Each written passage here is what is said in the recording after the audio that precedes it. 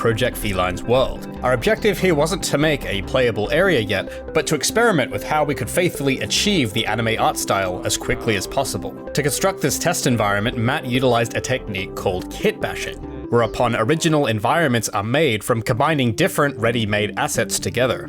With the Mega Grant, I was able to invest in some new anime skyboxes and over a dozen modular kits from the Unreal Marketplace. We also put together a post-processing stack with bloom, oil paint filters, color grading, and more to quickly stylize these assets with few modifications. We'll explore these techniques in more detail later, but graphically, this was a big leap forward for Project Feline. But graphics mean little without the appropriate level design. Throughout development, there's been a lot of tension regarding whether to do linear levels or open-ended environments. Each comes with their own challenges, and for this V-Slice, we wanted to create a map that would reflect the type of gameplay that would be present in the full game. As development continued through January and February, Matt provided valuable insight on tackling this problem. So imagine this, right? There's a collectible here, so there's collectibles there, right? Now, but imagine when you start, you can't see them. So you run over here.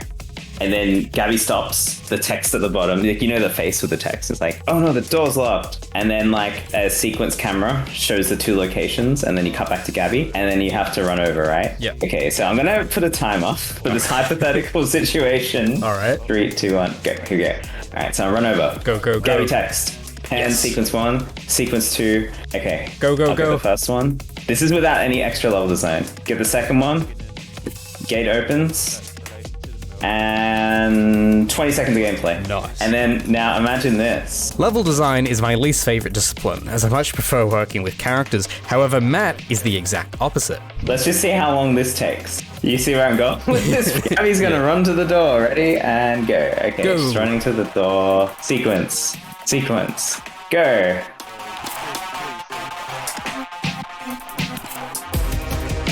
Nearly 40 seconds, 38 seconds. Nice. We should figure out a bunch of motifs for your game like this. Yeah. For this V-Slice, it was important to me that there was at least a good 15 minutes of playable content, making the most use out of the smallest possible space. I was concerned the game would be too short with strictly linear environments, so we decided to do a mix of linear and non-linear, with levels comprising of multiple areas. Gabby progresses through these open areas linearly, but each area is sealed off by a gate. To open the gate, she must explore for hidden switches and collectibles. I thought it would be cool for Gabby to visit more areas like this in the game, completing various missions and objectives throughout the level to progress the story. With Matt putting the block out together, I started work on a system which would allow me to create story objectives and side missions for these levels. This was a big undertaking, and while I could have made a simpler system for the V-Slice, I believed that getting a solid system together now would save me time later on. However, it wasn't before long where I started encountering strange issues, like really strange issues. If we load in here to one of like these levels, you touch one of the invisible trigger volumes, the mission will spawn in. This time trial mission